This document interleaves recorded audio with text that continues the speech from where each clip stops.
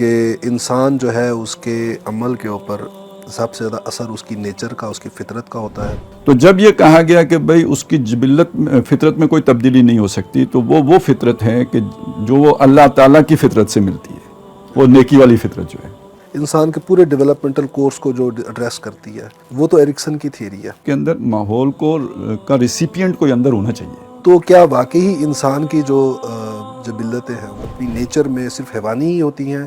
یہ تو بہت سطحی سی بات ہے کہ میاں بیوی کا تعلق صرف جنسی بنیاد پہ ہوتا ہے. جس کی آئیڈینٹی فارمیشن ہوگی، جس بچے کی ریسپانسیبل ہوگا، کمیٹڈ ہوگا، بڑا لائل ہوگا، بڑا انوالو ہوگا. ایسے جذبات رکھ دیے گئے جو آپ کو سفر کرا کے وہاں تک لے کے آتے ہیں، یہاں کے تک کہ آپ کا وہ شعور پختہ ہو جائے.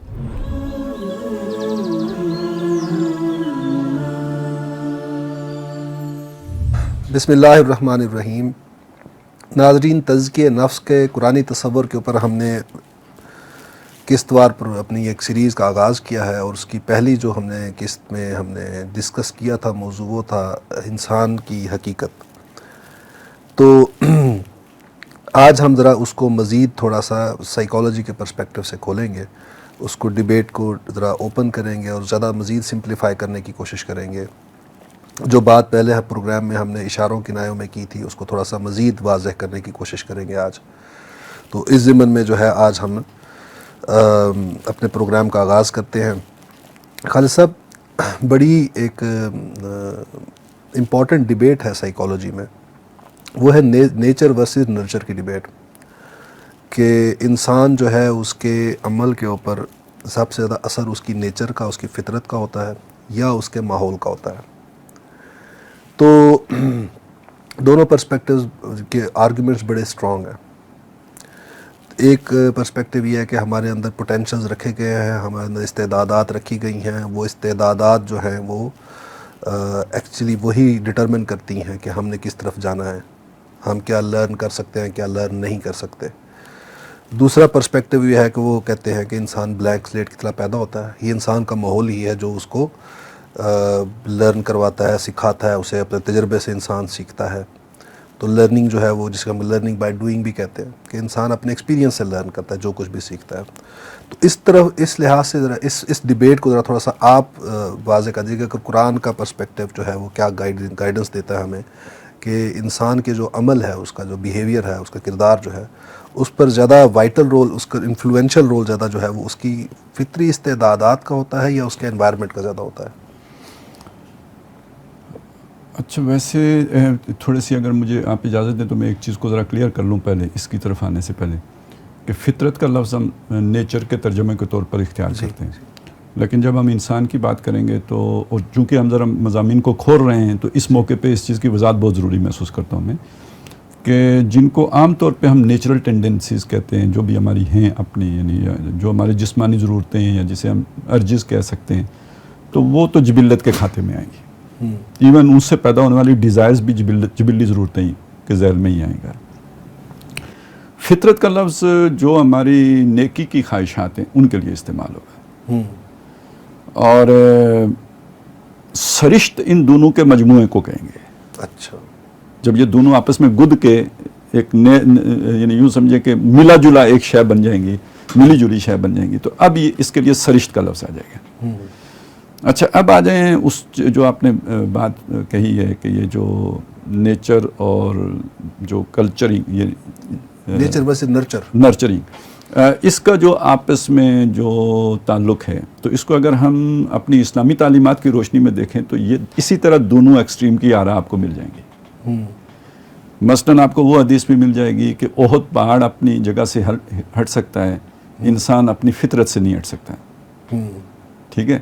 اور آپ کو یہ حدیث بھی مل جاتی ہے، اور بہت معروف ہے، لوگوں کو پتہ ہے اس کا، کہ ہر پیدا ہونے والا بچہ فطرت سلیم پہ پیدا ہوتا ہے. یہ اس کے ماں باپ ہیں، یعنی وہی ماحول ہے کہ جو اسے یہودی، نصرانی یا مجوسی بنا دیتے ہیں. تو اب ایک طرح کی کنٹرڈکشن وہاں بھی نظر آ جائے گی آپ کو. آپ نے بتایا کہ آپ کے ہاں بھی یہ بحث ہے اور دونوں طرف مضبوط دلائل موجود ہیں.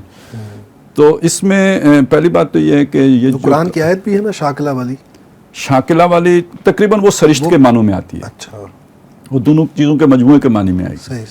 اور اس کے لیے فطرت اللہ التی فطر الناس علیہا ہے.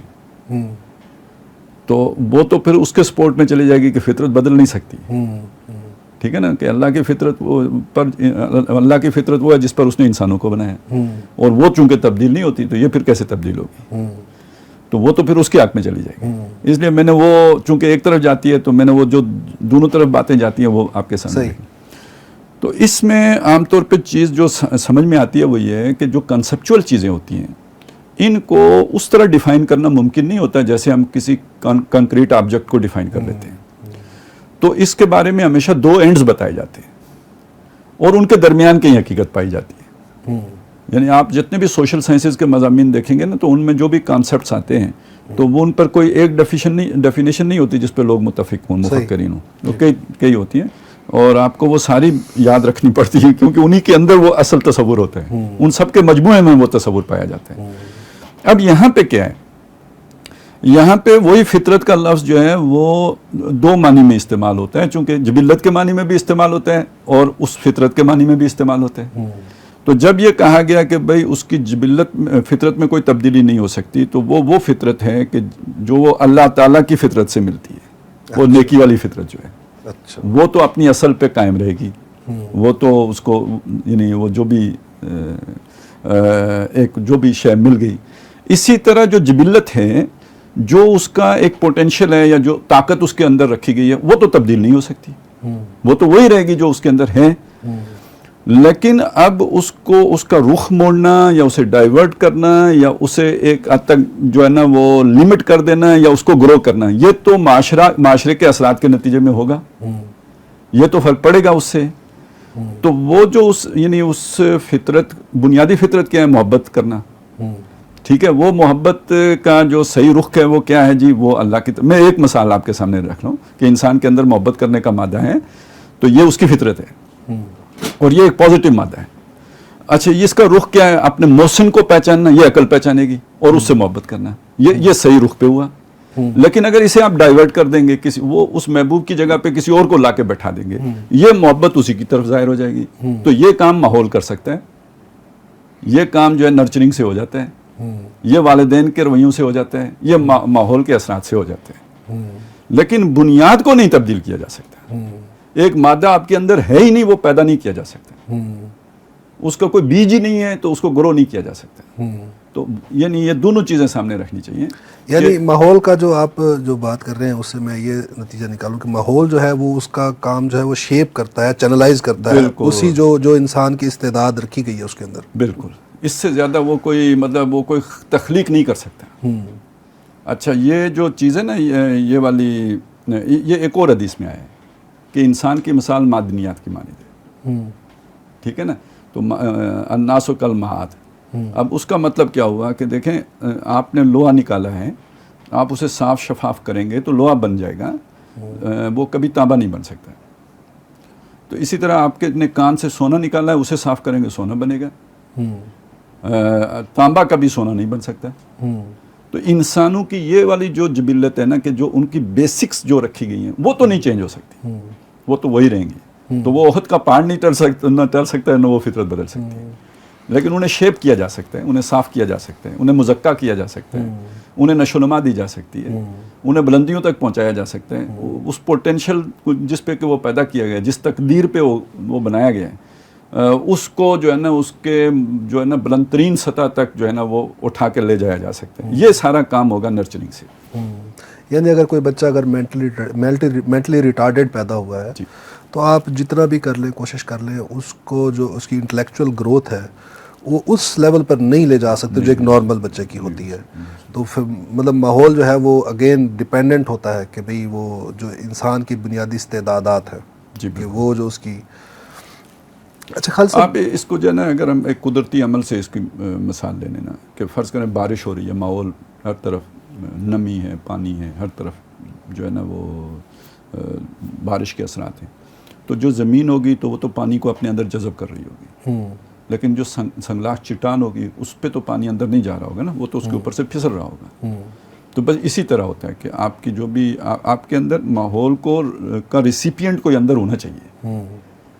یعنی جو بھی آپ کا ماحول ہے اس کے اندر جو رجحانات ہیں یا جو بھی اس کے اثرات آپ پر پڑ رہے ہیں، اگر آپ کے اندر اس کا کوئی وصول کرنے والا کوئی مادہ ہوگا، اٹریکٹ ہوگا اس کی طرف، کوئی تھوڑی بہت اس کی طرف کوئی رجحان پائے گا اپنے اندر، تو پھر تو اس کو اپنے اندر جذب کرے گا. اگر اس کے لیے آپ کے اندر کوئی اٹریکشن سرے سے نہیں ہے تو پھر اس ماحول کا آپ کے اوپر کوئی اثر نہیں پڑے گا. مطلب جیسے روشنی ہے باہر تو آنکھوں میں دیکھنے کی صلاحیت بھی تو ہونی چاہیے. ہاں جی، وہ نہیں ہے تو روشنی کیا کرے گی؟ تب آپ روشنی کو محسوس بھی کریں گے، روشنی آپ کو فائدہ بھی دے گی، آپ اس سے اٹریکٹ بھی ہوں گے.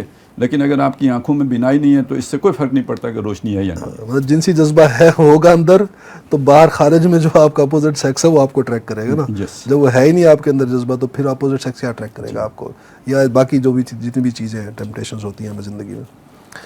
اچھا خان صاحب، اس سے اگلی جو اسٹیپ پہ جو میں آپ سے چاہتا ہوں ذرا تھوڑی سی آپ رہنمائی کر دیجئے کہ یہ جو ہم جبلت کی بات. اچھا، یہاں پہ ایک چیز اگر ہم ایک جملہ کر لوں کہ جن چیزوں کی طرف آپ اٹریکٹ ہوں گے وہی آپ کے لیے فتنہ بنیں گی. جب آپ دینی نقطۂ نظر سے دیکھیں گے، جن کی طرف آپ کی کوئی اٹریکشن ہی نہیں ہے وہ بالکل نہیں فتنہ بنیں گی.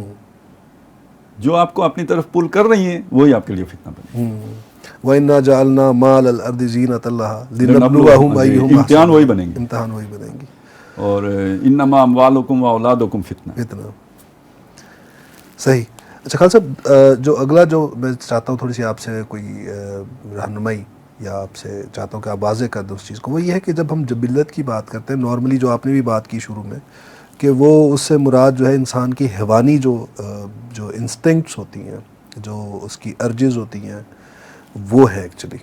مثلاً جو اس کے جس حیوانی وجود سے متعلق سروائیول نیڈز جو ہم کہتے ہیں، سروائیول کے لیے جو اس کی زندگی برقرار رکھنے کے لیے ضروری ہوتی ہے. ہاں جی، مطلب عموماً ہم سمجھتے ہیں اس سے مراد جو ہے وہ سیکس ہے، وہ ہنگر ہے، وہ تھرسٹ ہے، وہ سلیپ ہے، وہ اس پہ آکسیجن کا ہے، یہ سروائیول نیڈز کہلاتی ہیں. تو کیا واقعی انسان کی جو جبلتیں ہیں وہ صرف حیوانی نیچر کی اپنی نیچر میں صرف حیوانی ہی ہوتی ہیں، یا وہ کچھ نفسیاتی بھی ہوتی ہیں، یا کوئی اور اس کی جہت بھی ہوتی ہے؟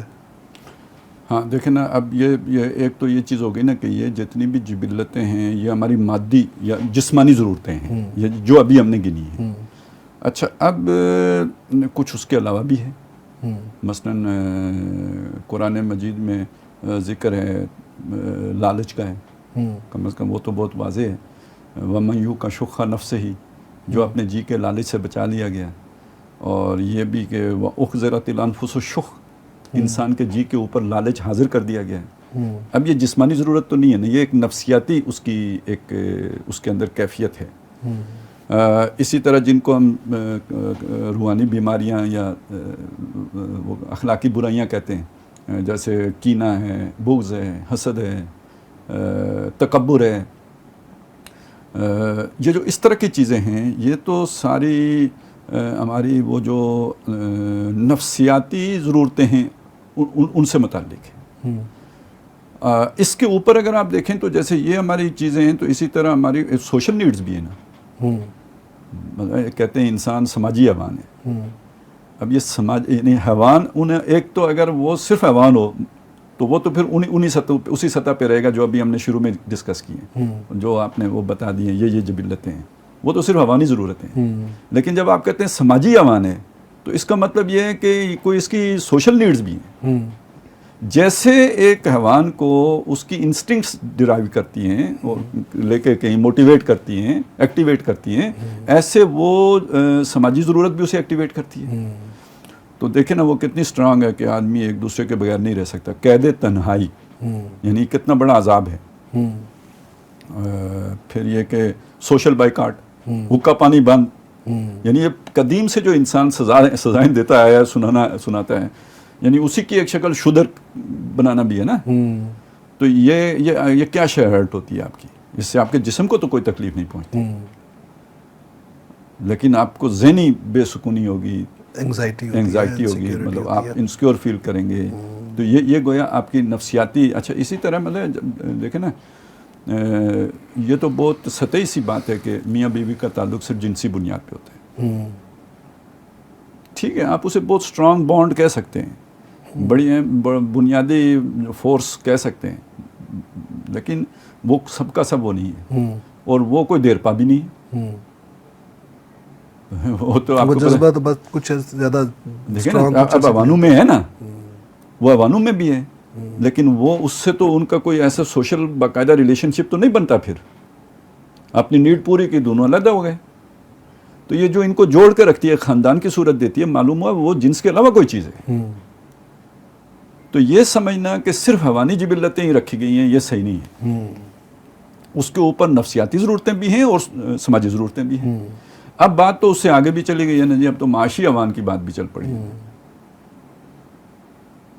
تو اس اعتبار سے اگر ہم دیکھیں تو یہ بڑا یعنی غلط تصور ہے یا بڑی محدود سوچ ہے کہ ہم سمجھیں کہ صرف انسان نرا حیوان ہے. نہیں، نرا حیوان نہیں، اس کی اور بھی ضرورتیں ہیں. تو ایک اس اعتبار سے بھی ایک بیلنس اپروچ کی ضرورت ہوتی ہے. یہ جب ہم اس کی نیچر کی بات کرتے ہیں، اس کی فطری جو داعیات ہیں، جی جی، جو اس کی نیڈز کہہ لیں یا آپ ان کو کہہ لیں، جو امپلسز ہیں اس کی، تو اس میں بایولوجیکل بھی ہیں نیچر میں اپنی کچھ امپلسز، اس کے داعیات کچھ سائیکولوجیکل بھی ہیں اور سوشل بھی ہیں. سوشل بھی یعنی تین جہتیں ہیں جو بالکل کہ اس کی، جن کو ہم کہتے ہیں کہ اس کی فطرت کے اندر شامل ہیں یہ چیزیں، یہ داعیات. اچھا، میں آپ نے جو بات کی اس سے، وہ میں چاہتا ہوں کہ اب ہم ذرا تھوڑا سا نا اس کو الیبوریٹ کر کے ذرا مطلب میں بھی سمجھ لوں آپ سے کچھ اور ناظرین کے لیے بھی، کہ یہ جو ہمارے جن کو ہم سروائیول نیڈز کے، ہم نے کہا کہ یہ سارے سروائیول کے لیے بڑی امپورٹنٹ ہے. تو سب سے پہلے ہم ذرا بایولوجیکل نیڈز انسان کی جو ہیں وہ ان کو ذرا ڈسکس کر لیتے ہیں کہ یہ سروائیول نیڈز ہیں تو کس معنی میں ہم ان کو سروائیول نیڈز کہتے ہیں. اور آپ نے پچھلے پروگرام میں یہ بات کی تھی کہ جو بھی تخلیق ہے اللہ تعالیٰ کی وہ پرپسفل ہے. تو اللہ تعالیٰ نے جو داعیات ہمارے اندر رکھے ہیں، یہ بیسیکلی ان کا پرپس اللہ کی جو تکوین ہے اس کے اندر تو پازیٹیو ہے. تو یہ تو ہمارے اوپر ہے کہ ہم اس کو کس طرف لے جاتے ہیں، نیگیٹو لے جاتے ہیں یا مطلب کنٹرول سے باہر اگر ہو گیا تو وہ نیگیٹو سائڈ پہ چلا جائے گا. تو اب وہ جو اللہ کی تکوین میں جو پرپز ہے اس کا، وہ تھا کیا؟ تو وہ میں چاہتا ہوں کہ پہلے آپ ہر ایک نیڈ کو ہم ڈسکس کر لیں. اور پہلے تو میں چاہوں گا آپ سے کہ یہ جو پہلے تو اس سب کا جو ہے نا یعنی میں ایک جملے میں اگر سب کے بارے میں ایک رائے دے دوں، جی جی، وہ یہ ہے کہ آپ کا امتحان کے لیے دنیا بنائی ہے نا جی، تو اس امتحان کی سطح تک آپ تب آئیں گے جب آپ کا شعور پختہ ہوگا.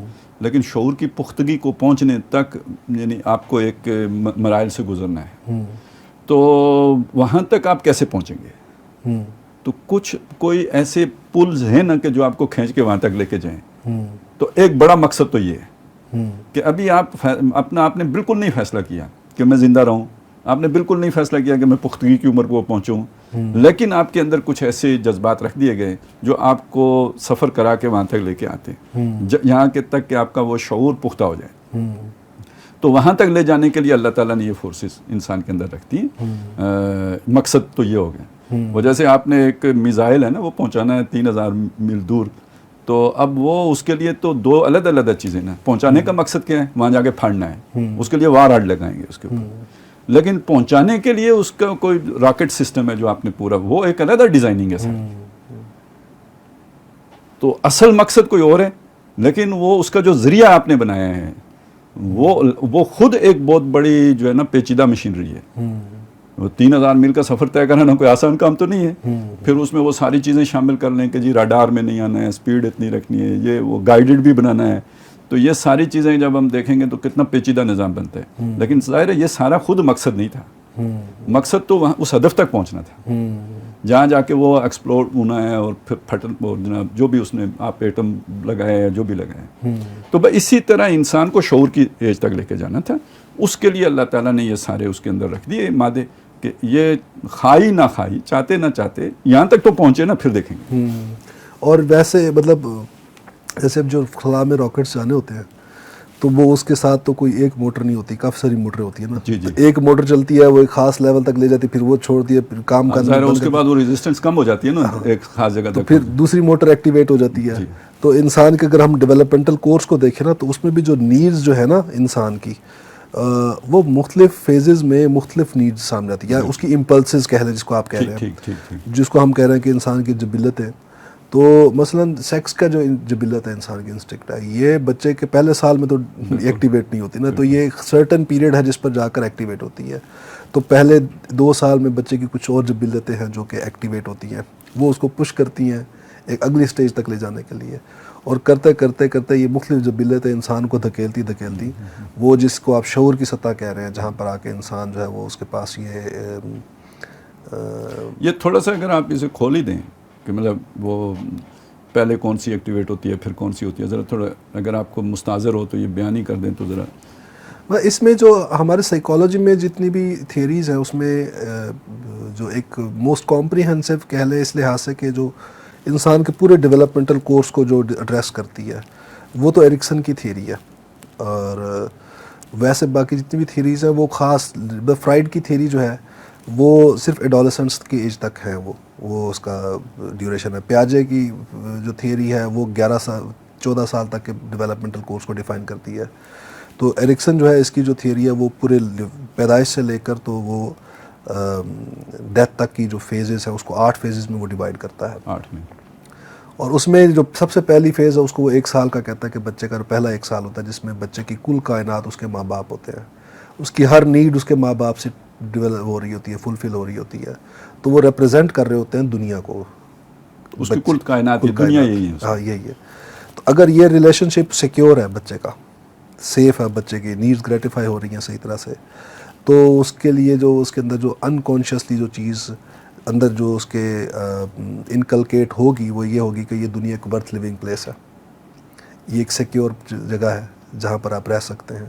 اور اگر وہ ریلیشن شپ پیرنٹل جو ہے اس کا بانڈ جو ہے وہ اچھا نہیں ہے تو اس کے اندر مس ٹرسٹ کی فیلنگ ڈیولپ ہوتی ہے, اور وہ دنیا کے بارے میں اس کے بارے پھر جو زندگی میں جو ریلیشن شپس آتے ہیں اس میں ہمیشہ وہ انسیکیور فیل کرتا ہے اپنے آپ کو, انگزائٹیز ڈیولپ ہو جاتی ہیں اس بچے میں. پھر اس سے اگلی سٹیج آتی ہے جو 1 سال سے 3 سال کی ہوتی ہے, جس میں کہ بچے کو پاؤں لگ جاتے ہیں, چلنا شروع کر دیتا ہے, اس کو تھوڑی سی سینس آف اٹانومی کا احساس ہوتا ہے کہ مجھے اب کچھ اختیار ہے اپنے اوپر. پہلے وہ ڈیپینڈنٹ ہوتا ہے پیرنٹس کے اوپر, تو اب وہ اس میں اپنے اس اختیار کو ایکسرسائز کرتا ہے. ظاہری بات ہے انسان کی فطرت میں جو چیز آتی ہے نئی تو وہ پھر اس کو ایکسپیریمنٹ کرنے کی کوشش کرتا ہے.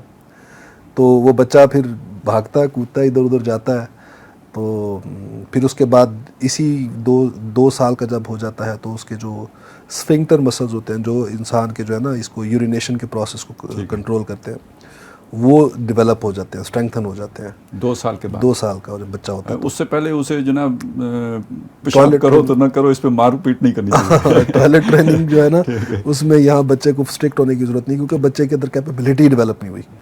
تو جب وہ کیپیبلٹی ڈیولپ ہو جاتی تو اس کے بعد ہم ٹوائلٹ ٹریننگ شروع کرتے ہیں, 2 سال کے بعد بچے کی شروع کرتے ہیں.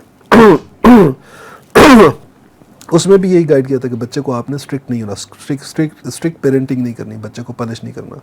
بچے نے پیشاب کر دیا تو خود بھی تو ایک مصیبت میں آ گئے نا, سردی میں اٹھیں گے آپ اسے دھوئیں گے, نیچر سکھا دے گی اسے. ہاں, تو آپ کو اپنا فرسٹریشن نکالنے کی ضرورت نہیں ہے اس کے اوپر, ورنہ وہ اس بچے کے اندر پرابلمس کریٹ کرتا ہے. تو اب وہ اس کے اندر تھوڑا سا وہ جو سینس آف اٹانومی ہے, اختیار کی جو احساس ہے وہ تھوڑا سا اور بڑھتا ہے. پہلے چلنے سے شروع ہوا تھا, اب اس نے ایک اپنے اب سیلف کنٹرول ایک اور چیز پر حاصل کر لیا, کمزوری کے اوپر قابو پا لیا اس نے. تو اب وہ اس کا تھوڑا سا اور بوسٹ ہوتی ہے اس کی اسٹیم. تو اس سے اس کے اندر جو ول پاور ہے وہ ڈیولپ ہوتی ہے یہ اسٹیج کے اندر بچے کے اندر. اور بالفاظ دیگر آزادی کا احساس ہوتا ہے اسے, ایک رکاوٹ تھی جس کو اس نے عبور کر لیا. ہاں جی, اور مطلب اس میں یہ احساس ہوتا ہے کہ اختیار ہے اس کے پاس سب کچھ. تو اگر آپ فیسیلیٹیٹ کرتے ہیں بچے کی اس ڈیولپمنٹل کورس میں اس کو, تو اس کی ول پاور اسٹرانگ ہوگی اس کی. پھر اس سے آگے جو ایک سٹیج آتی ہے اس کے اندر بچے کے اندر جو ہے پھر وہ سینس جو تھوڑا سا اور اس کی سکلز ڈیولپ ہوتی ہیں, تو پھر اس کے اندر وہ انیشیٹیوز لیتا ہے, وہ خود سے کام کرنا شروع کر دیتا ہے اپنے, مطلب آپ کو نہیں اس کو دینی پڑتی چیزیں نا. پہلے تو ہم بچے کو کھلونے دیتے ہیں تو بچہ ان سے کھیلتا ہے, اب بچہ اپنے لیے خود ڈھونڈتا ہے راستے کہ اس نے کہاں سے پلیئر ڈرائیو کرنا ہے. اب آپ اسے کہیں گے نا یہ کرو تو وہ کہتے نہیں میں یہ نہیں کرنا, میں تو وہ کروں گا جو میرا دل چاہ رہا ہے.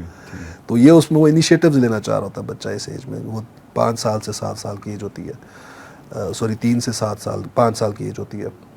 تو اس میں بھی آپ کو فیسیلیٹیٹ کرنا ہوتا ہے, کیونکہ اس سے اس بچے کے اندر جو ہے وہ پرپزفلنس کریٹ ہوتی ہے. یعنی کوئی بھی کام جو ہے وہ کسی پرپز کے تحت انیشیٹو لے رہا ہے نا وہ، تو اگرچہ وہ ہے بڑا کنکریٹ قسم کا وہ ہے کہ پلیئر ملنا اس کو ٹھیک ہے، اس چیز سے، ٹھیک ہے، تو ہے بے شک بہت بنیادی لیول کے اوپر روڈیمنٹری فارم میں آتی وہ، لیکن وہ اس کے پرپز ہوتا ہے جس کے تحت وہ کام کر رہا ہوتا ہے وہ بچہ. پھر اس کے مطلب اس کے اندر اگر آپ بچے کو فیسیلیٹیٹ کریں تو اس میں بچے کے اندر وہ سینس آف پرپز فلنس پیدا ہوتی ہے. پھر اس سے اگلی ایک سٹیج ہوتی ہے جس کے اندر بچہ جو ہے وہ اپنی ان سکلز کو جو ہے وہ مزید اس میں ماسٹری حاصل کرنا چاہ رہا ہوتا ہے، اور اس میں پھر بچے کے اندر سینس آف کمپیٹنس ڈیولپ ہوتی ہے بچے کے اندر. پہلے اسٹیج کو ہم وہ مطلب کھیل اور دوسرے کو کھیل کے ساتھ پلیئر بھی کہہ سکتے ہیں. جی ٹھیک ہو گیا. مطلب یہ ساری سٹیجز جو ہوتی ہیں اس کے اندر بچے کو ڈرائیو تو بیسکلی بچے کو پلیئر ہی کر رہا ہوتا ہے ان چیزوں میں ساروں میں. جتنی جو یہ ہماری جو کہہ لیں کہ یہ جو 10-11 سال تک کی ایج ہے نا بچے کو، وہ اتنا ابھی شعور کی اس سطح پر نہیں پہنچا ہوا تھا کہ وہ جو ہے وہ، کیونکہ ایبسٹریکٹ ریزننگ ایبلٹی نہیں ڈیولپ ہوئی ہوتی اس کی ابھی. ٹھیک ہے. وہ ایک اور تھیوری ہے جو کوگنیٹو ڈیولپمنٹ کو ایکسپلین کرتی ہے پیاجے کی، جو کہتا ہے کہ وہ 11 سال کی ایج کا جب بچہ ہو جاتا ہے تو پھر اس کے بعد اس کے اندر ایبسٹریکٹ ریزننگ کی ایبلٹی ڈیولپ ہوتی ہے. اور ایبسٹریکٹ ریزننگ یہ ہوتی ہے کہ جو چیزیں آپ کے سامنے موجود نہیں ہیں آپ ان کا جو ہے وہ آپس میں ان کو کنیکٹ کر سکیں. ایک یہ ہے کہ چیزیں آپ کے سامنے موجود ہیں، ان کو آپ نے کنیکٹ کیا تو آپ نے ان کو کنیکٹ کر دیا. یہ کنکریٹ آپریشنل سٹیج اس کی ہوتی ہے جس میں کہ وہ کہتا ہے کہ لاجیکل ریزننگ ایبلٹی جو ہوتی ہے انسان کی، وہ جو کنکریٹ آبجیکٹس جو آبزرویبل آبجیکٹس ہیں ان کو آپس میں لنک اپ کر سکتا ہے، اس کے اندر ایبلٹی ہوتی ہے. تو اس سے اگلی سٹیج ہوتی ہے ایبسٹریکٹ ریزننگ کی، کہ جو چیزیں موجود نہیں ہیں، مطلب خدا ہے موجود نہیں ہے تو اس کو اپنے ساتھ اس کا تعلق جوڑنا، اور باقی جو جتنی غیر مرئی قوتیں ہیں ان کا آپس میں لنک جوڑنا. تو یہ سارا ایبسٹریکٹ ریزننگ کی ایبلٹی ہے جو کہ ریکوائرڈ ہوتی ہے. مختلف تخیلات کو سمجھنا، تصورات کو اور سمجھنا. ایون فیوچر پلاننگ انسان کی، اس کا تعلق بھی ایبسٹریکٹ ریزننگ سے ہے، بالکل ٹھیک ہے. کیونکہ وہ آپ نے تو نہیں دیکھا ابھی فیوچر، تو وہ وقت نہیں آیا. ٹھیک ہے. تو وہ اس سے پہلے کا بچہ کہتا ہے کہ وہ اس کے اندر وہ صلاحیت ہی نہیں آتی کہ وہ فیوچر کے پلان کر سکے.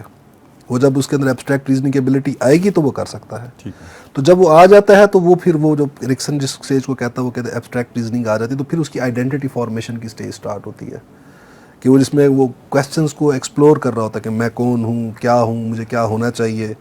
یہ سارا کر رہا ہوتا ہے ایکسپلین، اس کو ایکسپلور کر رہا ہوتا ہے ان چیزوں کو، ان کویسچنس کو. اور اگر اس کی آئیڈینٹی فارمیشن ہو جائے تو جو چیز اسٹرینتھ اس اسٹیج میں جو ڈیولپ ہوتی ہے اس کے اندر وہ ہے فائیڈیلٹی. یعنی وہ بندہ جو ہے جس کی آئیڈینٹی فارمیشن ہوگی جس بچے کی، وہ بڑا رسپانسیبل ہوگا، وہ جو بھی ٹاسک اس کو زندگی میں ملے گا اس کے ساتھ بڑا کمیٹڈ ہوگا، بڑا لائل ہوگا، بڑا انوالو ہوگا اس جو بھی ٹاسک اس کو ملے گا زندگی میں. اور جس میں یہ آئیڈینٹی فارمیشن نہیں ہوئی، آئیڈینٹی کنفیوژن پیدا ہو جائے گا اس کے اندر. اور وہ پھر جب تک وہ اس کی ہوگی نہیں وہ بندہ مطلب آئیڈینٹی فارمیشن 25 سال میں بھی ہو سکتی ہے، 30 سال میں بھی ہو سکتی ہے. یہ کسی بھی سٹیج میں ہو سکتی ہے.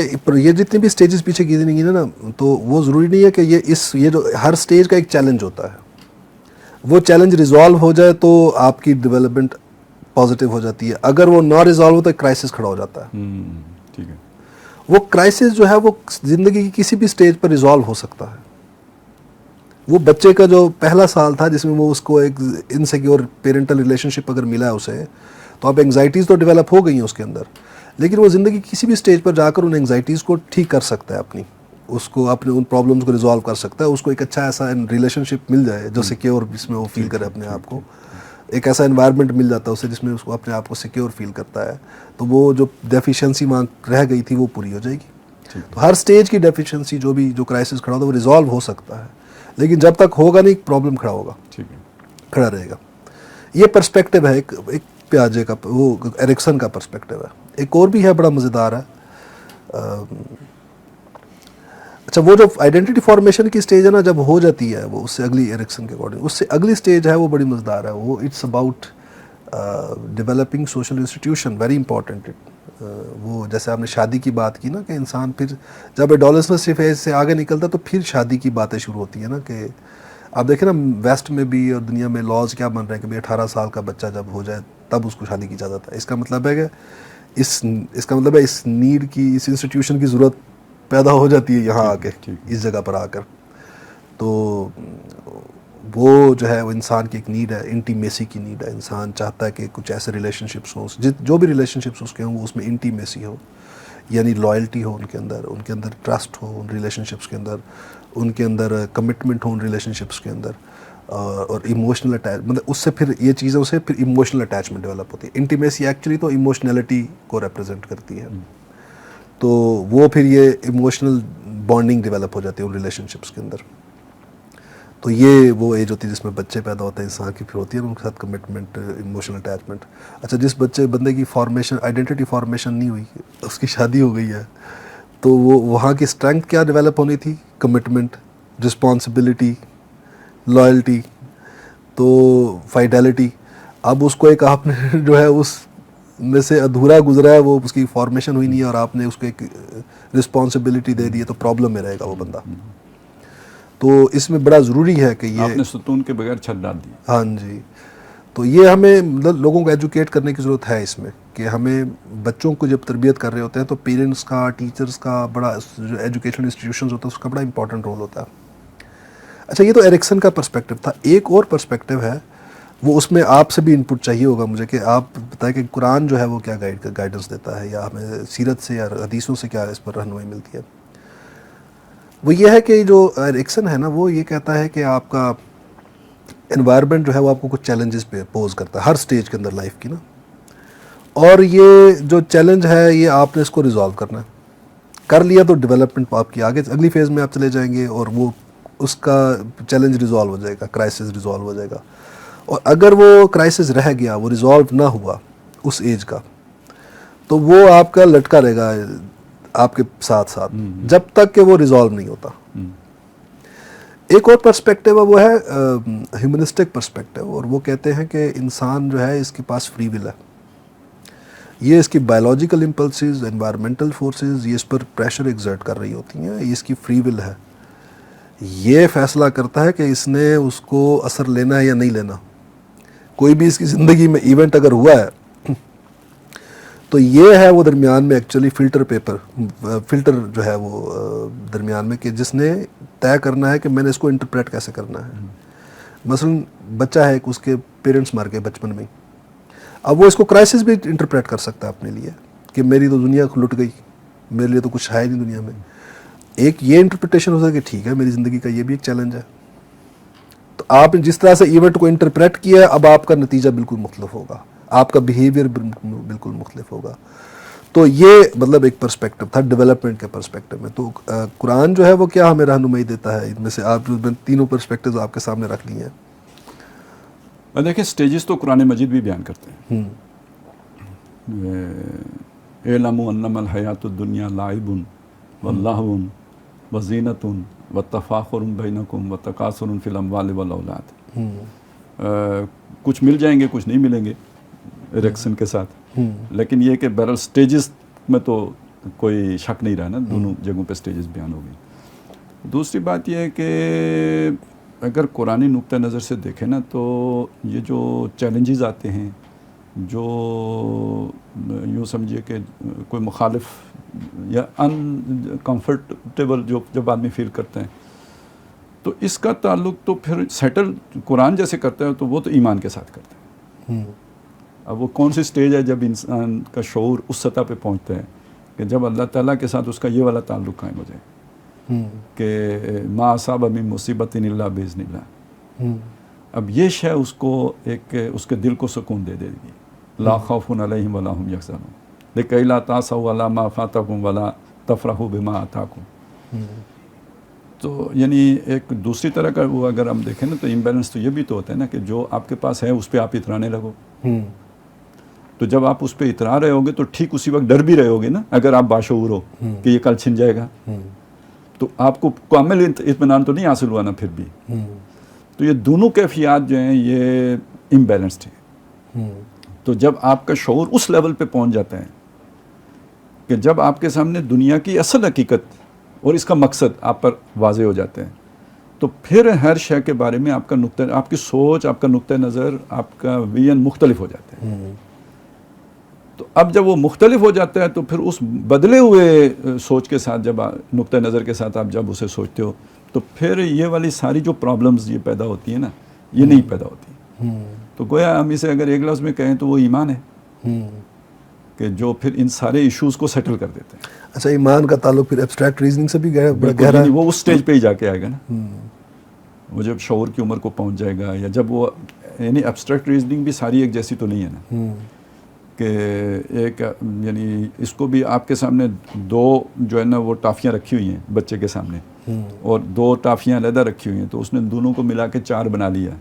یہ تو کنکریٹ ریزننگ ہو گئی. لیکن اس پر قیاس کرتے ہوئے اس نے سوچ لیا کہ 4 ٹافیاں اور 4 ٹافیاں 8 ہوتی ہیں. تو یہ ایک درجے میں تو اگرچہ کہ پوری طرح نہیں, لیکن ایک درجے میں تو اس کو بھی آپ ایبسٹریکٹ ریزننگ اس لیے کہیں گے کہ وہ ٹافیاں اس کے سامنے موجود نہیں ہیں. لیکن ٹافی سے ٹافی بنائی ہے نا اس نے. اس کے مقابلے میں جب آپ خدا کا تصور لے کے آتے ہیں تو وہ تو بالکل ہی ایسا تصور ہے کہ جو کسی کے ساتھ لا مثل نہ ہو ولا مثال نہ ہو. تو اس کے لیے تو ذرا اس سے اگلے درجے کی ایبسٹریکٹ ریزننگ چاہیے, اور وہ نشانیوں سے پہچانیں گے آپ اسے. تو یہ ذرا اس سے بہت یعنی یہ انسانی عقل کے کمال کی سطح ہے جب آپ اس خالق حقیقی تک پہنچ جائیں.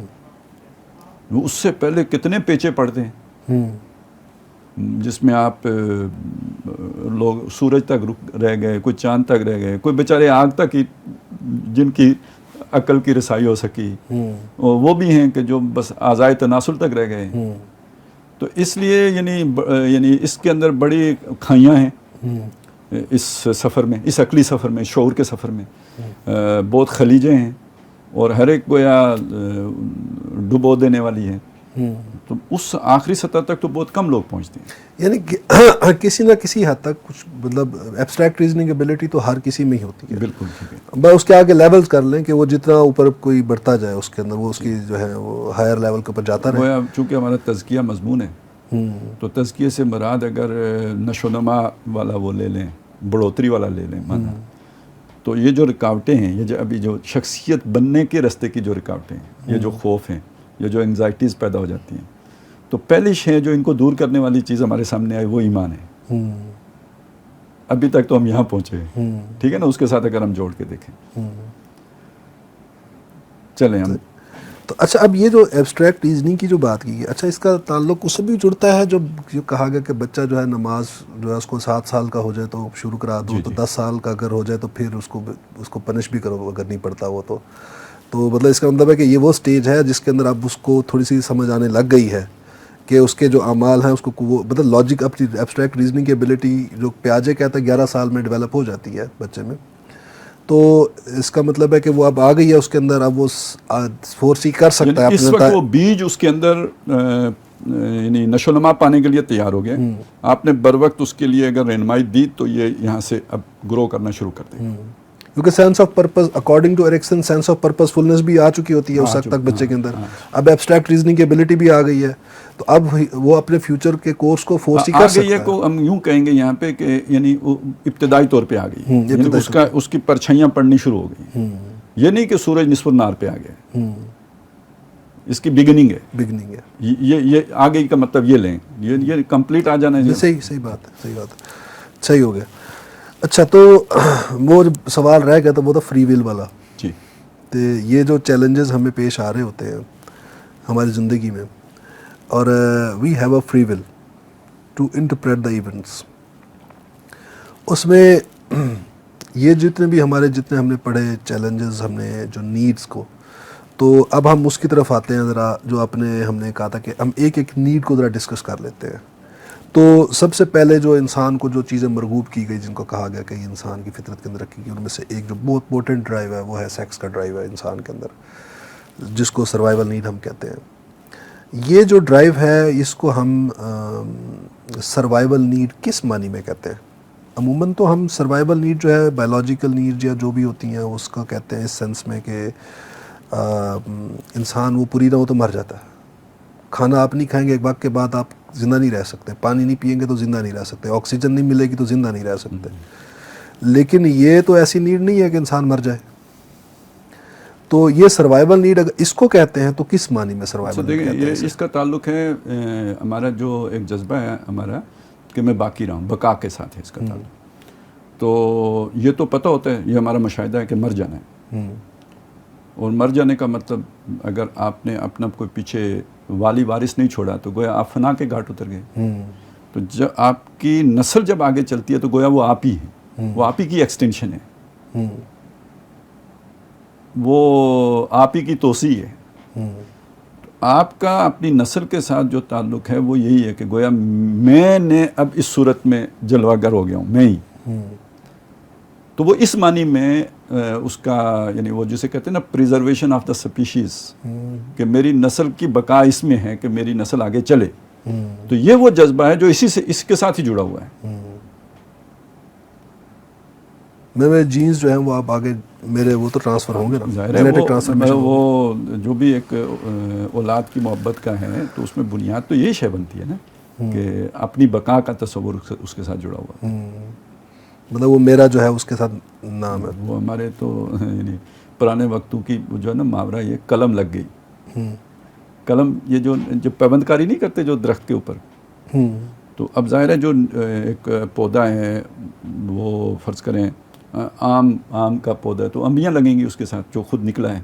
آپ اسے کاٹتے ہیں یا اس کے اوپر پیوند لگاتے ہیں کسی اچھے یعنی کلمی آم کا نا، تو وہ اب وہاں سے جب وہ آپ نے وہ پیوند لگایا وہ پھوٹ گیا تو آپ خوش ہوتے ہیں کہ جی یہ دیکھیں نا، یہ اس کی کومپل نکل آئی ہے، یہ ہمارا جو ہے نا یہ سرجری کامیاب ہو گئی ہے.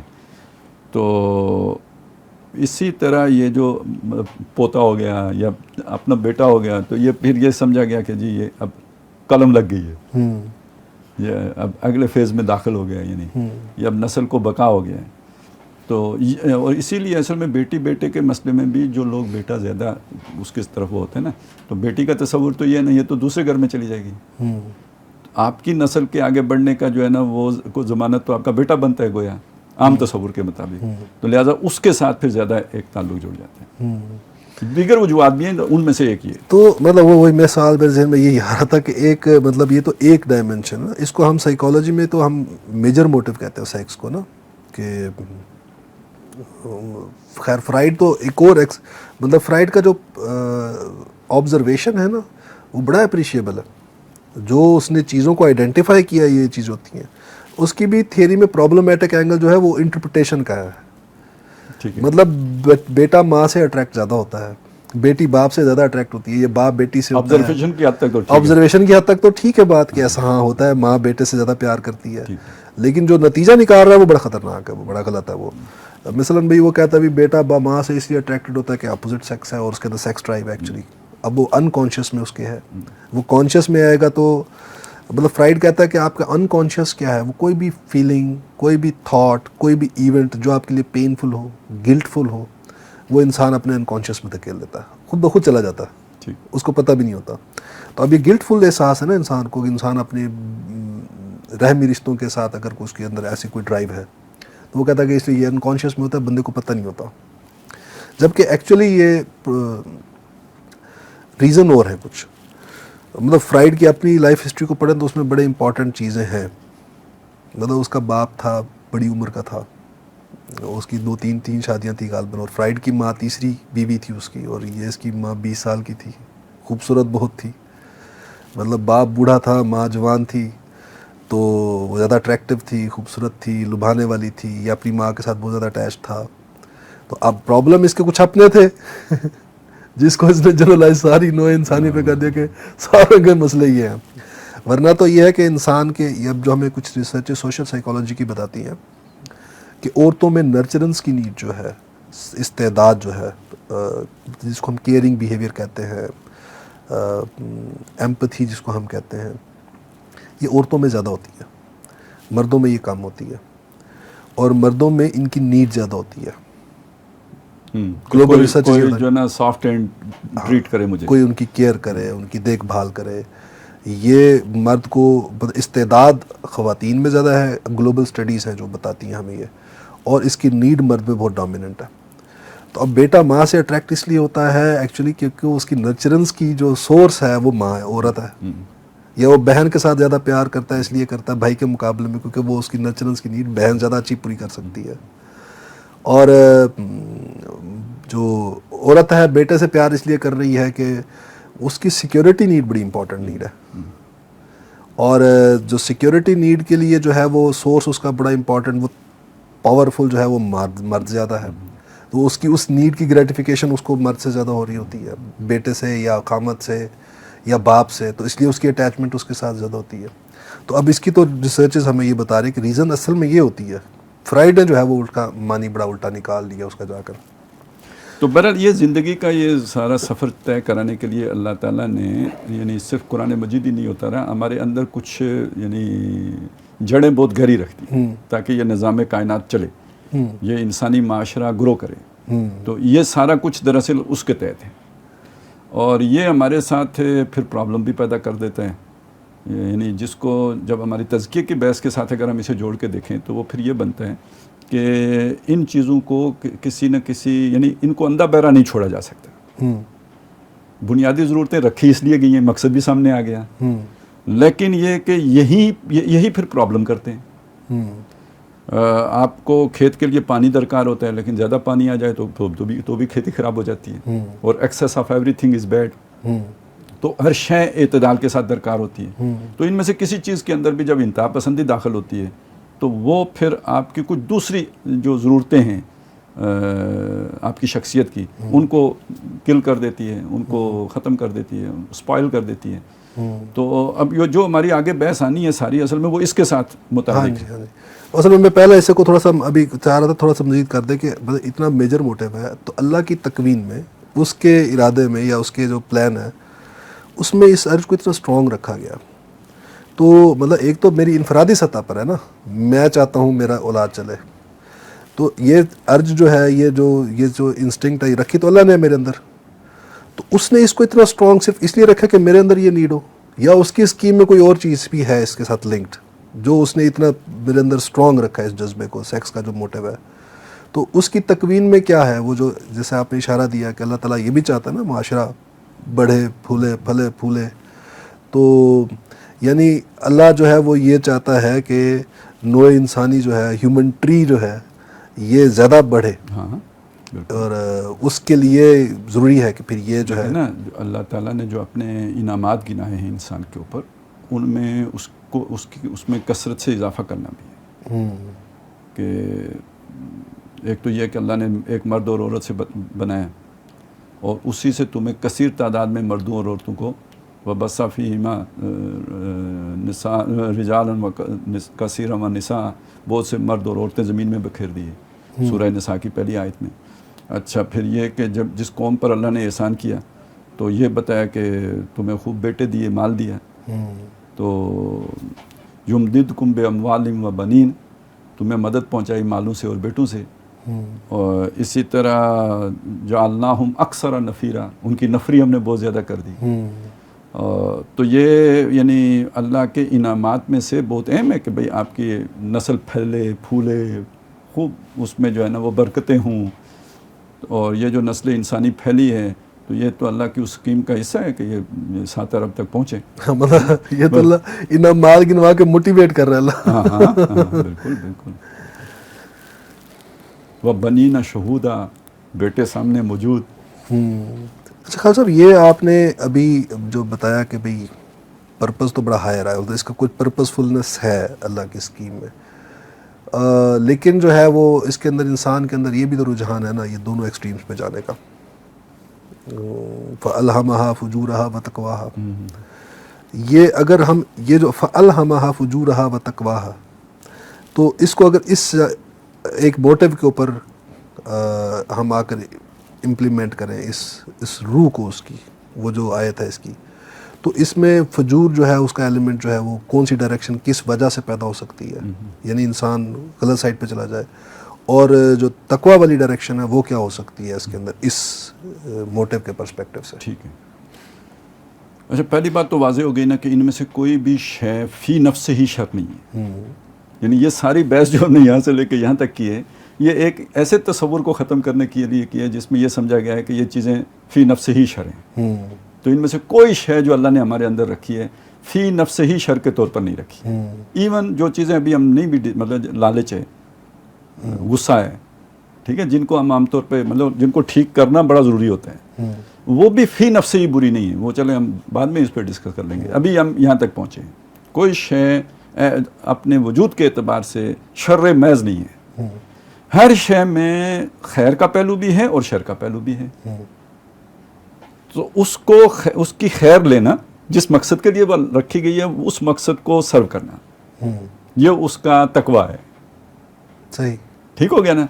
اور جب اس کو اس سے بیانڈ استعمال کرنا، میز پلیئر کے لیے استعمال کرنا، اس کو لذتیت کا ذریعہ بنا لینا، اور یہ کہ اس کو بے مقصد استعمال کرنا، اسی مطلب ساری پوری زندگی کو اس کے تابع کر دینا، اسی میں گم کر دینا، اسی کو مقصد حیات بنا لینا. یعنی کہ وہ ذریعہ تھا، اگر حقیقت میں تو وہ ذریعہ تھا کسی مقصد تک، ٹھیک ہے، اور اس کو آپ نے مقصد مقصد بنا لیا. یہ ہے کہ جو اس کا فجور ہے، وہ پوٹینشیل موجود ہے. یعنی ہر ایک کے اندر اتنی طاقت ہے کہ وہ آپ کو اپنی طرف اتنا اٹریکٹ کر سکتا ہے کہ آپ کو کھینچ کے اس کھائی میں لے جائے. تو یہ ساری زمینی فورسز ہیں، یہ نیچے ہی کی طرف کھینچیں گی، یہ آپ کو بلندی کی طرف نہیں اٹھنے دیں گی. تو اس کو کنٹرول میں رکھنا یہ اس کا تقویٰ ہے. اس کو بے محابہ چھوڑ دینا یہ اس کا، بلکہ اب وہ لفظ ہمیں وہ بھی لے کے ساتھ چلنا چاہیے، کیونکہ تزکیہ کا لفظ آتا ہے یا تقویٰ کا لفظ آتا ہے تو اس کے مقابل لفظ بھی آنا چاہیے تاکہ ذہن کھلے. کیونکہ تزکیہ کے مقابل مجھے عام طور پہ نظر نہیں آیا کہ کسی نے کوئی لفظ لایا ہو. تو قرآن نے تو بیان کیا نا، تدسیہ ہے. تو گویا آپ کی شخصیت جس مقصد کے لیے بنائی گئی اس کو دفن کرنا، اس کو دبا دینا، یہ تدسیہ ہے. تو اسے ان چیزوں کو بے محابہ چھوڑ دینا یا انہی کے ہو کے رہ جانا اور ان کے غلام بن جانا، یہی خواہش نفس ہے نا، اسی خواہش نفس کے پیروکار بن جانا، یہ تدسیہ ہے. افرائیت من اتخذ الہہ ہواہ، ٹھیک ہے نا، اس نے اپنی ہوائے نفس ہی کو اپنا الہ بنا لیا. اس ہوائے نفس کو جس نے کنٹرول کیا، یہ نہیں کہا کل کیا، وَأَمَّا مَنْ خَافَ مَقَامَ رَبِّهِ وَنَّهَا النَّفْسَ عَنِ الْهَوَىٰ، وہ اس کو بالکل کھلی چھٹی مطلب خواہش ایسی کہ جو ڈرائیو کرنے والی ہو، لے کے چل مطلب وہی کھینچ کے لے جانے والی ہو، اس سے اس نے اپنے نفس کو روکا. نفس کو کل نہیں کیا، صحیح، اسے روکا، اصحاب میں رکھا، لمٹ میں رکھا، کنٹرول میں رکھا. یہ ہے کہ جو تزکیہ جس کا ہوا، جو صحیح رخ پہ آگے بڑھا. تو یہ ہے اصل میں اس میں سمجھنے کی بات کہ ان میں سے کوئی شے فی نفس ہی شر نہیں ہے. ان کا کنٹرولڈ استعمال، ڈسپلنڈ استعمال، یہ ہے وہ جو فری ول سے بھی تعلق رکھتے ہیں. دیکھیں نا، آپ اگر غلام ہو گئے انہی چیزوں کے تو فری ول کدھر گئی؟ یہ تو جیسے کتے کو اس کی جبلتیں ڈرائیو کر رہی ہیں، تو اسی طرح ایک انسان کو بھی اس کی جبلتیں ہیں جو کھینچ کے لے کے جا رہی ہیں، یا اس کی خواہشات ہیں، ڈیزائرز ہیں. تو انسان ہونے کے ناطے اس کو فری ول ایکسرسائز ہونی چاہیے نا، وہ تبھی ہوگی کہ ان چیزوں کے اوپر اس کا کنٹرول ہو.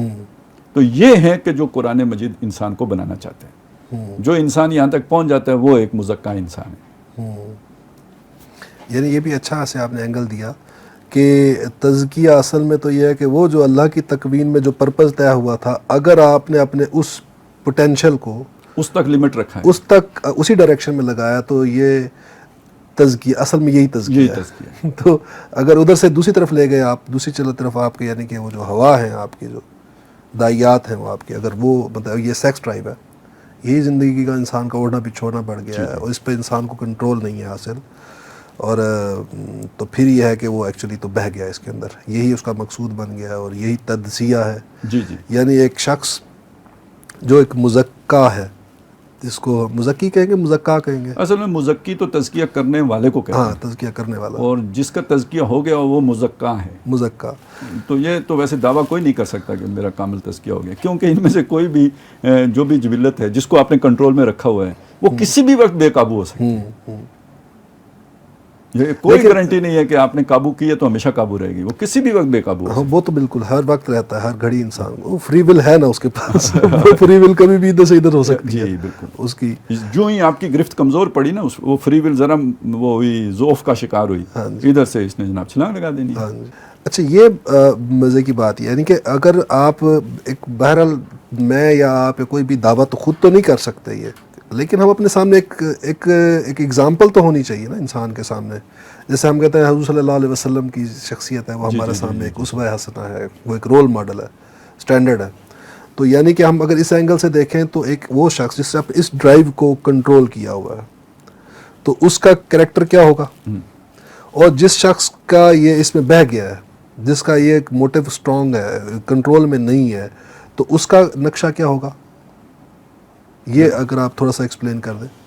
دیکھیں نا، یہ تو کسی کو رول ماڈل کے طور پہ اپنے سامنے رکھنا، یہ تو بالکل ایک یعنی اس کو تو ہم مزکہ قرار دے سکتے ہیں. وہ تو ایک یعنی نبی صلی اللہ علیہ وسلم کی شخصیت تو ایسی ہے نا، وہ ہم معصوم عن الخطا سمجھتے ہیں، اور ان کے ساتھ کسی بھی اس طرح کی ایون یعنی ہم تو یہ بھی نہیں سمجھتے کہ کوئی کسی بھی درجے میں نیت میں بھی ان کے کسی جبلت کا کوئی دخل ہو سکتا ہے. یعنی غیر شعوری طور پہ بھی ہم نہیں سمجھیں گے نا، وہ ہم یعنی ایک پیوریفائی پرسنالٹی مانیں گے. لیکن جب ہم ایک عام آدمی کو یا اپنے اعتبار سے جب ہم دیکھیں تو ہو سکتا ہے ہم ایک نیکی کا کام کر رہے ہوں اور اس کے پیچھے موٹیویٹنگ فورس نیک نہ ہو. ٹھیک ہے نا، مطلب اب وہ جب یہ جو جبلتیں ہیں یہ آگے جب خواہشات کی صورت اختیار کرتی ہیں تو مختلف خواہشوں کی صورت میں ظاہر ہوتی ہیں نا. وہ حب جا بھی ہے، شہرت بھی ہے، یہ ساری چیزیں ان کے نتیجے میں نکلتی ہیں نا. اب شہرت کے کتنے طریقے ہو سکتے ہیں؟ دولت بھی شہرت کا طریقہ ہے، اقتدار بھی ہے، ٹھیک ہے، کوئی پرفارمنس بھی ہے، لیکن اس میں نیکی بھی تو ہو سکتی ہے نا. اب میں اتنا بڑا نیک ہوں، اللہ کی راہ میں شہید ہوا ہوں، یا میں بہت بڑا عالم ہوں، یا کوئی بھی بڑا بہت بظاہر میں بہت مزکہ آدمی ہوں، فرشتہ ہوں، بنا ہوا ہوں، لیکن اس کے پیچھے موٹیو اگر شہرت ہے تو وہ اللہ کی نظر میں تو وہ سارا عمل جو ہے نا وہ صفر ہو جائے گا نا. وہ ایک جبلت کی تسکین کے لیے ہو. تو کسی اور کو نہیں بنایا جا سکتا، جو غیر معصوم کو وہ نہیں بنایا جا سکتا، ماڈل نہیں بنایا جا سکتا. تو نبی صلی اللہ علیہ وسلم کی حد تک تو بالکل ٹھیک ہے. ان کے سوا ٹھیک ہے بہت شخصیات ہیں، لیکن یہ کہ وہ والی حیثیت تو صرف آپ کی ہے. لیڈر تو آپ ہیں، امام تو آپ ہیں، اس لیے ان کو اسوہ حسنہ کہا گیا. اس لیے ان کو اسوہ حسنہ کہا. یعنی ہمیں اپنے لیے اگر گائیڈنگ پرنسپل کی حد تک بھی کہہ لیں کہ ہمیں جو ہے اگر ہمارا موٹیو یہ ہے کہ ہم واقعی تزکیہ چاہتے ہیں اپنا، تو ہمیں اپنے اس موٹیو جو ہے اس کے اوپر کنٹرول حاصل کرنا ہے. بالکل. اس کو سوار نہیں بنانا. میں نے بات کی نا، اس میں تھوڑا سا ایک میں اضافہ کر دوں کیونکہ غلط فہمی کرتا ہوں. بڑی بڑی شخصیات ہیں، مطلب دیکھیں نا، چلیں صحابہ کرام ہیں، اس کے بعد ہیں بہت بڑے ایک کوئی بھی شخصیت ہو، تو جب ہم کہتے ہیں کہ پروٹیکشن حاصل نہیں ہے تو کیا کہتے ہیں؟ ہم یہ کہہ رہے ہیں کہ بھائی ان سے غلطی کا امکان تو ہے نا، معصوم عن الخطا تو نہیں ہے نا. اللہ تعالیٰ ان کے باقی اعمال کی وجہ سے ان کی غلطی کو سے درگزر کر سکتے ہیں. نمبر ایک. نمبر دو، یہ بھی تو ہو سکتا ہے کہ وہ ان کا امتحان پورا ہو چکا ہو، اللہ کے ہاں وہ پاس ہو چکے ہوں، اب اللہ نے انہیں دنیا میں رکھا ہوا ہو ہمارے امتحان کے لیے. ٹھیک ہے نا. لہٰذا یہ کسی اور کو آپ اس پیڈسٹل پہ نہیں بٹھا سکتے جس پہ اللہ تعالیٰ نے محمد رسول اللہ صلی اللہ علیہ وسلم کو رکھا ہے. ٹھیک ہے نا. آپ کے ماں باپ ہیں، وہ ایک بندہ 70 سال کراس کر گیا، اب اس کی وہی فری ول اتنی نہیں رہی ہے، اب اس سے کچھ ہو رہا ہے. اللہ جانتا ہے کہ بھئی اس کی طاقت کیا ہے. اب آپ اسے آئیڈیالائز کر لیں اور وہ کام خود شروع کر دیں جبکہ آپ کی طاقت کچھ اور تھی، تو یہ تو سارا مس ڈائریکٹڈ ہو جائے گا. لہذا کسی اور کو نہ بنائیں. تو وہ میں نے تھوڑا سا اس لیے چاہا کہ بھائی بہت بڑی بڑی شخصیاں اولیاء اللہ ہیں. نہیں، میں بھی اصل میں چاہ رہا تھا اس پرسپیکٹو سے کہ کریکٹرسٹکس ان پرنسپل ہم سمجھیں کہ ہمارے سامنے یہ ہو اسٹینڈرڈ کہ یار مجھے یہ گول ہے، مطلب مجھے جو کوشش کرنا ہے وہ یہ ہے کہ مجھے اس کا سوار ہونا ہے، اس جذبے کا. اس کو اپنا سوار نہیں بنا لینا، اس کی سواری خود نہیں بن جانا. جی جی. اصل میں اس کے لیے پہلی بات تو یہ ہے کہ اللہ تعالیٰ نے اپنی کتاب میں قرآن مجید میں آپ کو از اول تا آخر پورا نقشہ دے دیا ہے. ٹھیک ہے. چلیں وہ ایبسٹریکٹ ہے، کسی کے لیے ایبسٹریکٹ ہے، فرض کریں ایبسٹریکٹ جو اس کو سمجھنے میں اس سے غلطی ہو سکتی ہے، تو اس کا ایک کامل نمونہ مجسم صورت میں بھی دے دیا ہے. صحیح. ٹھیک ہے نا. آپ کی 40 سال کی عمر میں بھی ایبسٹریکٹ ریزننگ اگر آپ نے نہیں پیدا کی تو کامل مجسم صورت بھی آپ کے سامنے موجود ہے، اور اس کی سنت کو بھی محفوظ کر دیا ہے.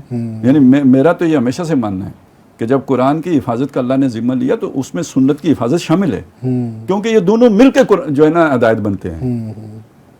محض ورڈ جو ہے نا وہ نہیں ہدایت بنتے، کیونکہ ان کی تو غلط تشریح بھی ہو سکتی ہے.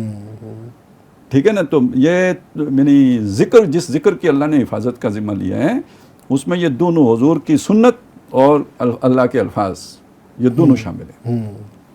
وہ ہمارے پاس جو ہے نا پہنچ گیا. ان دو کو پکڑ کے رکھیں گے تو گمراہ نہیں ہوں گے. مطلب کیا ہے، یہ جتنی بھی باقی ٹیمپٹیشنز ہیں، یہ جو رجحانات ہیں آپ کے اندر رکھے گئے ہیں، یہ آپ کو دائیں بائیں نہیں لے کے جا سکیں گے. صحیح. اور یہ آپ اپنے پیٹ کے بل نہیں،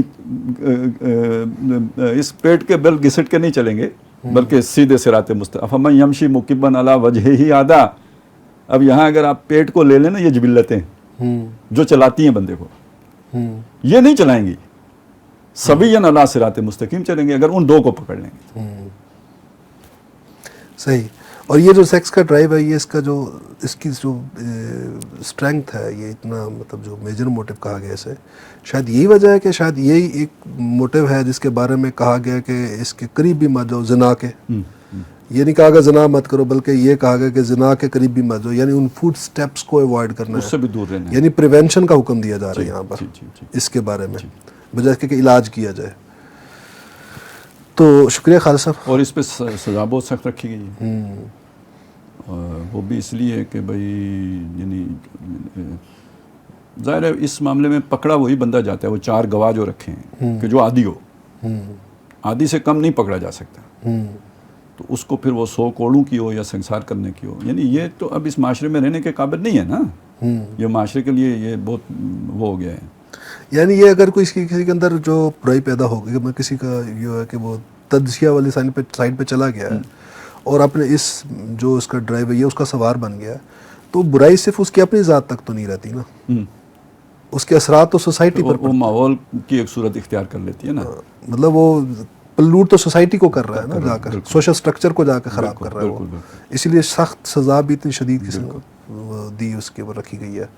شکریہ خالد صاحب، آپ نے آج ہمارے ساتھ جو ڈسکشن کی اس میں سے ہم ابھی تک تو ایک ہی موٹیو آج ڈسکس کر پائے ہیں، کافی لمبا ہو گیا پروگرام ہمارا. تو ناظرین، ہم ایک موٹیو جو ہے انسان کے اندر، جو داعیات اس کے اندر رکھی گئی ہیں، اس کو ڈسکس کریں گے اپنی اگلی ایپیسوڈز کے اندر. اور آج ہم صرف یہیں پر اپنا اکتفا کر رہے ہیں. یہ جو آج سیکس کا موٹیو تھا، اس کے اوپر ہم نے اس کی دونوں ایکسٹریمز کو ڈسکس کر لیا، اور درمیان کی جو رہا ہے، جو ایکچولی جس کو تزکیہ کہا گیا ہے، کہ سیلف کنٹرول کہا گیا ہے، وہ اس کو ہم نے ڈسکس کیا ہے کہ اس موٹیو کا تزکیہ کیسے ہو سکتا ہے، اس کو کنٹرول میں کیسے لایا جائے، اس کا وہ ہدف کیا ہونا چاہیے اس کا. تو اگلے پروگرام میں انشاءاللہ ہم ایک دوسری نیڈز جو ہیں ہمارے اندر جو رکھی گئی ہیں، جو داعیات ہمارے اندر رکھے گئے ہیں، ان کو ایک ایک کر کے ہم آپ کے سامنے ڈسکس کریں گے، ڈائسیکٹ کریں گے، اور اس کے اللہ تعالیٰ کی کیا حکمتیں ہیں ان کے پیش نظر، اور کیا ہمارے لیے ٹیمپٹیشنز ہیں، کیا ہماری ولنریبلٹیز ہیں، ان کو ہم ڈسکس کریں گے. تب تک کے لیے اجازت دیجیے. اللہ حافظ.